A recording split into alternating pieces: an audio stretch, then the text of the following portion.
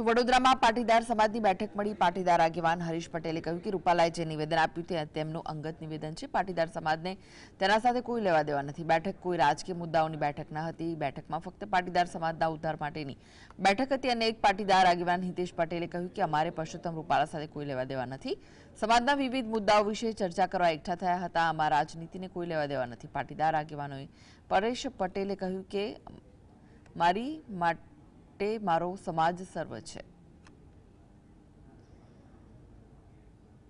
Politically है ये politically અને સમાજની મીટિંગ છે એને આ મુદ્દાને કોઈ લેવા દેવા નથી। પુરુષોત્તમ રૂપાલાનો પર્સનલ પ્રોબ્લેમ છે। આ મીટિંગ સાથે પુરુષોત્તમ રૂપાલાને કોઈ લેવા અમારું આ વિષય જ નથી એટલે રાજનીતિ વિશે કહી જ ન શકીએ। કોઈ માણસ આખા દેશમાં કોકનો વિરોધ કરે એનાથી અમારા સમાજને કંઈ લાગુ નથી પડતું। અત્યારે અમારો સમાજ અમારા પોતાના પ્રોબ્લેમોથી જ જજુમી રહ્યો છે। છોકરાઓના બિગેસ્ટ મોટા પ્રોબ્લેમોથી જજુમી રહ્યો છે। ગામે ગામ ઘણા બધા યુવાનોની સંખ્યા ઘટી ગઈ, ફોરેનમાં માઇગ્રેટ થઈ ગયા। તો અમે તો એ બાબતમાં વિચારીએ છીએ અમારે ક્યાં રાજનીતિ જોડે કોઈ લેવા દેવા આવે। ભડકાઉ નિવેદન કોઈ નથી। મારો સમાજ મારી માટે સર્વસ્વ છે। ચલો રૂપાલાજી માટે તમારું શું કહેવું છે? ચલો મારો સમાજ મારી માટે સર્વસ્વ છે। રૂપાલાજી માટે અરે